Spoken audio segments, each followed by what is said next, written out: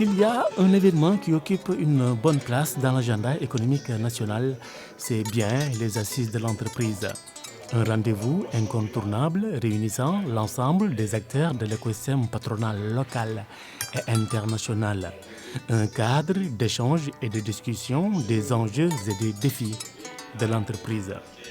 Monsieur le ministre, le Conseil national du patronat du Sénégal s'honore de votre présence et vous remercie très chaleureusement d'avoir accepté de présider l'édition 2025 de ces assises de l'entreprise 2025. Pour cette édition, les organisateurs se sont accordés autour d'un thème actuel et fédérateur. La croissance plus, économie compétitive, souveraineté et emploi durable, c'est le thème central de la présente édition de nos assises. Ce thème central de la présente édition traduit l'engagement républicain de l'entreprise pour l'atteinte des objectifs du plan de redressement économique et social 2025-2029 et de l'agenda national de transformation Sénégal 2050. Ces assises, c'était aussi un moment privilégié de réflexion et de diagnostic de la situation de l'entreprise. Notre État fait face à des urgences et priorités économiques, budgétaires et sociales. Nous en sommes conscients. La santé de l'entreprise est de plus en plus fragile dans des secteurs d'activité. Nous l'avons aussi constaté. Mais nous sommes des entrepreneurs optimistes. L'entreprise ne baisse jamais sur les difficultés, ni ne contourne les obstacles. L'entreprise les transforme en escaliers pour sa croissance et sa pérennité.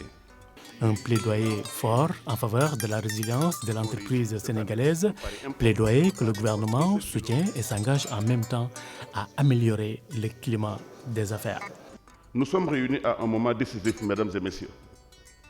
À la faveur de la reprise mondiale et de la transformation structurelle en cours, le Sénégal a devant lui une fenêtre d'opportunité pour accélérer son industrialisation, renforcer sa souveraineté économique, créer des emplois durables pour la jeunesse. Mais ces objectifs ne seront atteints que si l'État et le secteur privé agissent de concert, avec des programmes structurants, une vision claire et des moyens déployés sur le terrain, ce qu'on est en train de faire aujourd'hui. L'État est résolu à jouer pleinement son rôle de catalyseur et d'accompagnateur. Pour vous dire très rapidement que le ministère des Infrastructures compte énormément sur vous, sur votre présence, sur vos investissements, pour que tous les chantiers puissent sortir de terre, mais également achever ceux qui sont en cours. Je voudrais y ajouter le rôle et la mission du ministère de l'Emploi et de la formation professionnelle et technique, qui est de former cette formidable jeunesse et de la mettre à la disposition des entreprises de notre pays. Le président a bien tenu à ce que le gouvernement soit aux côtés du patronat. C'est pourquoi il a envoyé cette forte délégation. À la suite de cette cérémonie d'ouverture, conférences, panels, ateliers, expositions et tables rondes ont rythmé ces assises. Plus précisément, il a été question de la formation duale pour pourvoir les entreprises sénégalaises en ressources humaines de qualité. La formation duale n'est pas une option. C'est une réponse concrète à l'exigence d'adapter la formation et l'emploi. Parce que lorsqu'on parle de formation et l'emploi, on met l'accent sur la notion d'employabilité.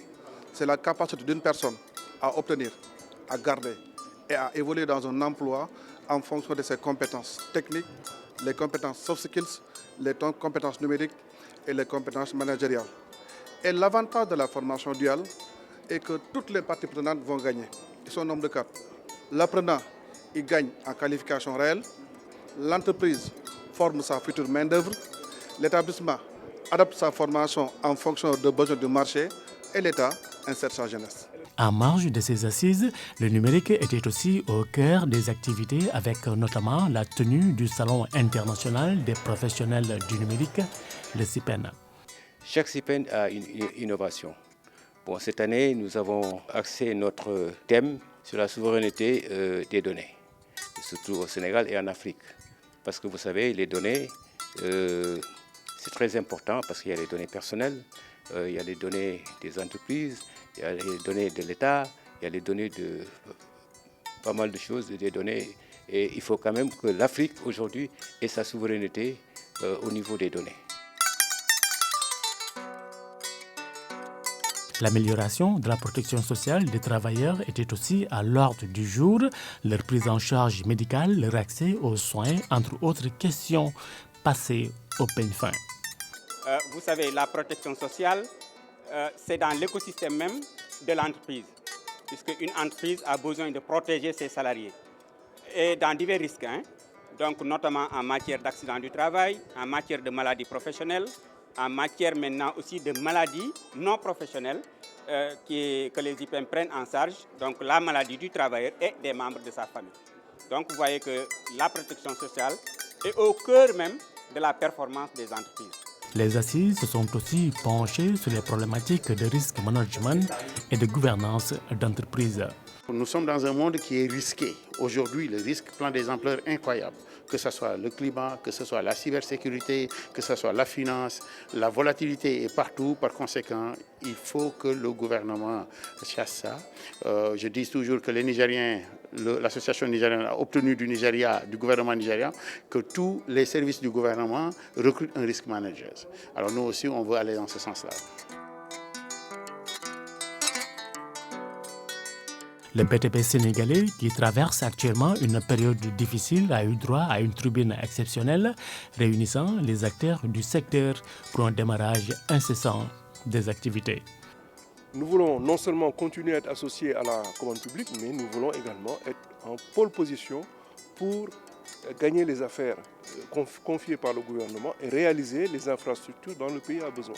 Nous avons voulu mettre en place cette tribune pour pouvoir démontrer à tout le monde que le secteur du BTP est un secteur qui est au centre. Et c'est pour ça qu'on dit d'ailleurs, quand le bâtiment va, tout va. Et l'inverse est vrai, quand le bâtiment va mal, tout ne va pas très bien. L'un des temps forts de cette journée, c'était sans doute le forum Dakar Industrie, le rendez-vous des industriels du Sénégal, occasion pour les acteurs d'attirer l'attention du gouvernement sur la situation de l'industrie sénégalaise. Nous, notre message est clair. Aucun pays ne peut se développer sans une industrie forte. Et pour qu'il y ait une industrie forte, il faut qu'il soit accompagné par les gouvernants. Et aussi, il y a eu des difficultés par rapport à la dette intérieure, qui pose beaucoup de problèmes, surtout sur le secteur du BTP. Et là, le directeur de cabinet du ministre des Finances, M. Bassirou Sarr, qui était présent, a encore assuré que l'État est en train de tout faire pour apurer cette dette intérieure qui impacte le secteur de BTP et qui impacte aussi d'autres secteurs. À toutes ces inquiétudes et doléances, l'État a tenu à rassurer le patronat. Je peux vous assurer qu'aujourd'hui, sur un montant de 249 milliards qui était prévu, nous avons apuré 218 milliards, ce qui fait un taux d'exécution de 87%. C'est autant d'argent qui est retourné à des entreprises du secteur privé, ce qui leur permet de relancer leurs activités. Deuxièmement, il y avait un montant qui avait été réservé au secteur de l'énergie. Là aussi, avec les opérations qui sont en cours, notamment l'APE qui a été clôturée, le gap sera résorbé et autant d'argent sera injecté dans le secteur de l'énergie, qui est l'un des secteurs les plus vitaux de notre économie. Tout ceci pour dire que, malgré le contexte qui est difficile, nos finances publiques demeurent résilientes, notre économie demeure résiliente. Aujourd'hui, nous avons l'un des taux de croissance les plus élevés en Afrique et nous comptons atterrir en fin d'année avec un taux de croissance de 7,8%. Nous sommes heureux de constater que l'État, le gouvernement a commencé à payer les dettes du secteur privé national, ce qui est une très bonne chose et qui va certainement permettre de relancer la machine. État et patronat, main dans la main pour un secteur privé national fort, capable d'investir, capable d'innover et d'exporter.